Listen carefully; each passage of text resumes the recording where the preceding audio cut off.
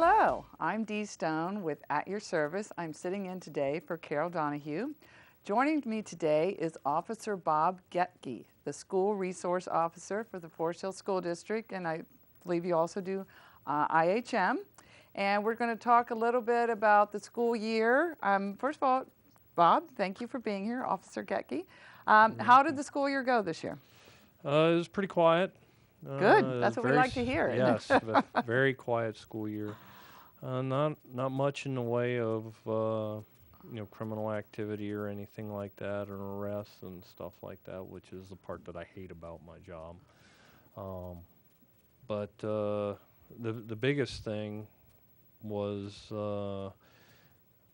from a safety standpoint, was the implementation of Alice. Okay, well, what is Alice? I've heard. I have students at Anderson, and I remember getting emails from the principal about Alice. Can you explain to us what that is? And yeah, Alice is an acronym. It stands for Alert, Lockdown, Inform, Counter, and Evacuate. That's the acronym for Alice, and it's. The basic premise of Alice is there is the word lockdown in Alice, but before Alice there was just lockdown. And lockdown really entailed just huddling in a corner, locking the doors, making it appear that no one was in the room, and just hide and wait until somebody showed up to assist them.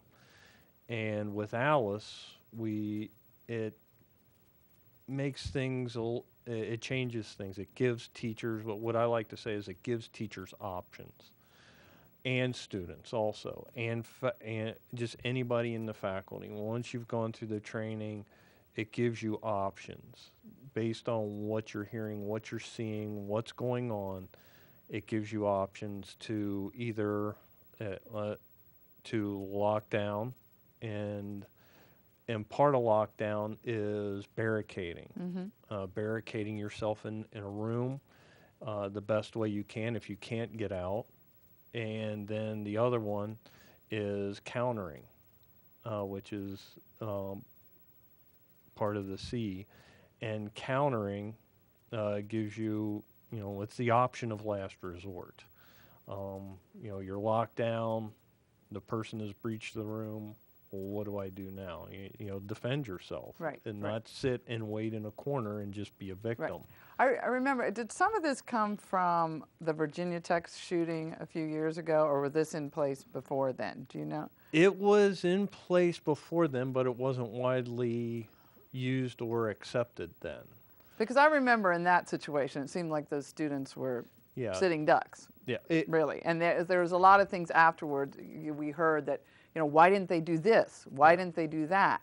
Well, we use that, and there's we use that as an example because we have situations in the Virginia Tech shooting where some kids had been informed of it, had been trained in their high schools with Alice, and I wish we had the slide that has that, but in the classrooms where people barricaded and evacuated, there was, I don't like to say this lightly, but there was minimal loss of life in those classrooms, especially the furthest one from the shooting. They barricaded and no one. He shot through the door, but did not enter that room, and no one was injured or killed in that one room, and they barricaded immediately. And that kind of shows. And then the other one, sadly, was where the instructor used himself as a barricade and told kids to get out the window. And a lot of the injuries weren't from gunshot, it was from kids jumping out of the window, but they're alive today because of that. And that's part of the Alice. It gives students and teachers options based on what they're getting. The alert part is probably one of the things that we struggled with in the training. uh, is what is the alert? Is it the teacher or the administrator coming over the loudspeaker saying, "Hey, we have someone in the building," and stuff like that? And it sometimes we had to tell them, I says, it can boil down to just what do you hear outside your classroom? Right. Do you No. hear gunshots? Yeah, Do you hear a yeah. broken window? Do you- Exactly. yeah. Do you hear a struggle going on? What do you hear? And then to act accordingly on that. The other difficult one, and it depends on the school. Some schools have a very good system, and other schools they're trying to catch up. Is the inform, how to inform the part of it. They One of the areas is using a kind of like a how do I I'm not tech savvy, but where they can blanket emails or blanket texts where all the teachers and it Or a just Twitter. They could do. yeah They can even do a it tweet. just shoots Right. it out, informing people what they're if they can't hear or they can't see what's going on. It shoots them that information. The biggest one that we like to see is a safe room or a barricaded room that has the surveillance cameras a and a way to make an announcement over the PA is to announce to you know the staff and students where the person is. Right. And it kind of goes dual rule there too. It's not just to inform the students, but it also, the other thing that we're trying to do is get into the head of the shooter also. And that means talking to them, you know, when they're doing it and they're hearing their name Right. and stuff like that. And they're getting frustrated and they're shooting at speakers and cameras. Who aren't they shooting at? And what is that buying time for? Right. So it just runs the gamut, and then it goes down to the barricading, making a hard target. The longer it takes for them to get into a room, the more time they have to get out windows and get out in another way if they need to. If they're in a room where they can't, and the person does get in, then it goes down to even the smaller part where the countering part where you're distracting the shooter, making yourself a hard target and I know this is hard, but you have no other option at this point. Right. You have no other escape. You have no other way to get out, and that is to move while you're distracting them. And I can go into a lot more detail with that, but I don't think we have the time Well, I here. just remember the Virginia Tech one that it was like, well, why didn't they pick up a desk, or why Yep. didn't they have put their Yep. backpacks in front of them to, so I'm Yep. sure that's all that That's kind of things are all part of it. discussed. Desks, nothing is out, nothing is out of the window, or out of the window. Nothing is off the table as Right. far as throwing it at somebody as you move into, to not subdue them, but to take them out or to, get them under control. And that's where it gets difficult, and we do train them to do that. It's a little more involved. I can't show you here or anything like Right. that, but it is a little more involved. The only difficult part with that is the age groups. Right. Yeah. What has been the reaction of the students? I mean, The great part of that is the thing that I've seen and I've been the most encouraged by is the students, how, especially in the high schools, in the middle school, how the kids are they're taking ownership of their role. And when I was talking to one of the administrators at Turpin, he had flashed me pictures of what some of the students were doing inside the classroom when they decided to barricade other things they were doing to make themselves a harder target. so they're taking the initiative. They They're are. just taking it and running with, which is what you want. I mean, Exactly. that's- To think for themselves, Right. to think, hey, this is what's happening to me right now. What do I need to do to survive? Right. Unfortunately, that's I I'm sure when me and you were in high school and stuff like that, we never had to think No, about we this. didn't. But No. unfortunately, yeah, it's very sad that we have to think about this. Yeah, it is. As a parent, I mentioned to you earlier, we got an email from the school laying it all out, and it was just emotional for me to read that, just because we're in a, this is where we are. We do have to address this issue, and take precautions, be proactive, and which is what we're doing. Which I like it, but it just kind of makes me a little sad that that's where we are. It makes me very sad too that we have to think about the kids can't.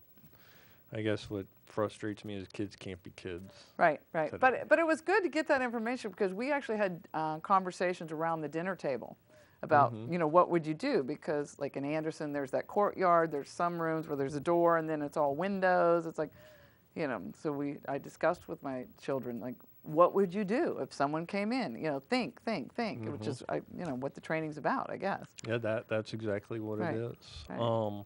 Which led to the drills. Well, and then like I told my daughter before Alice, I mean, like you said, I mean, I'd had conversations with my daughter about what to do prior to them implementing Alice, and I told her, I said, I don't care what they say, you get out. Right. And you get out the best way you can. Or if you need to, you barricade doors if you need to. But Right. now I don't have to do that anymore. Because they're having the training. So they're having the training, and we've done the drills. And they've been, right now, like I said, we've been working on slowly ramping them up. Mm-hmm. We want to give success here. We don't want to, give people, put them under the pressure cooker too quickly, but to make them comfortable with where they're going and different aspects of how they can get there. Right. Because we, unfortunately, as much as we'd like to train that, because people are going to they're going to react and resort back to their training and what they practice. Mm-hmm. And what we're seeing kind of in the drills is people are still looking at as a fire drill in some aspects, Right. especially in the elementary schools. Well, that's what where that's what they know. They're lining Right, up and right, they're walking out in right. an orderly fashion, and we're trying to get them to say no.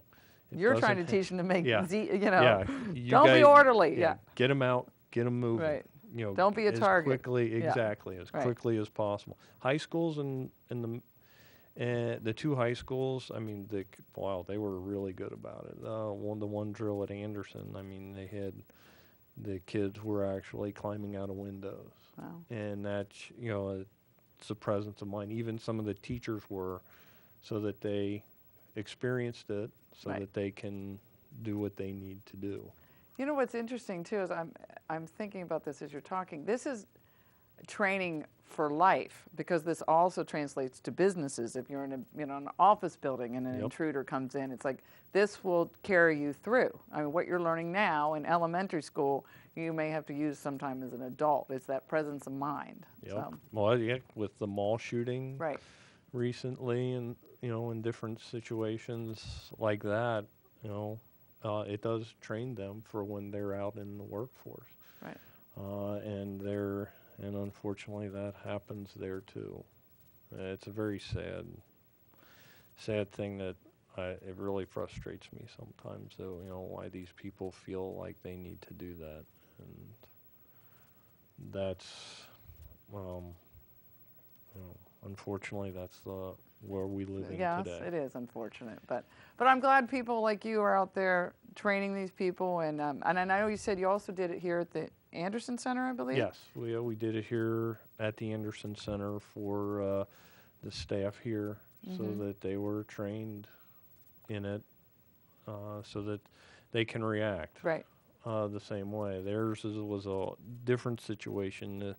Theirs is a more difficult because of the barricading situation there, the way the place is laid out. Right. So, but it was interesting. They were, gotta love the spirit of people. Right. When it comes down to it, and we give them the reality of their situation with it. Because the really unfortunate part is with active shooters is the average active shooter time is 6 to 8 minutes, and law enforcement response time, unfortunately, is 6 to 8 minutes. Okay. So that's the why the need for So that's a ALICE. critical. Because we're usually 90, if you look at the news on a lot of the active shooters situations, we've been there, well, with the exception of Columbine, and the one at Chardon, that it was over before we even got on Right, scene, right. and that we were just cleaning up. Right. And that's a very hard part. The only thing I will say in Anderson, though, is because of the coverage that we have in Anderson, I would go out on a limb to say that the response time for a situation like that would be closer to 3 to 4 minutes. Well, that's good to know. Yeah. I'm confident in Yeah. that because of where we're positioned a lot of times. It seems like when we have a situation like a robbery or something like that, or somebody fleeing from a situation like Macy's or something like that, we have a pretty good, I hope I don't jinx us, but we apprehend, we're able to get them before they get too far away. Good. So, Good.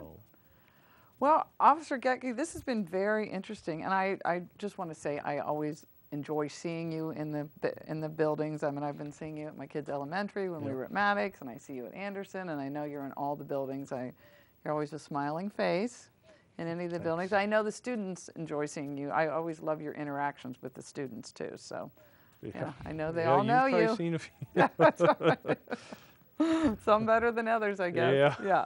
So, but thank you very much for coming You're in today welcome. and talking to us about this very important information. And yeah, I guess if people have any more questions about it, they can maybe contact Yep. you through the sheriff's office. Yep.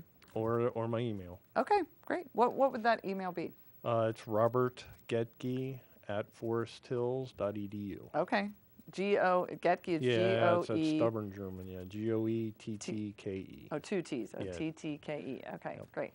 Well, thank you very much. And this is Dee Stone with At Your Service. And thank you for joining us today. We will be back next month.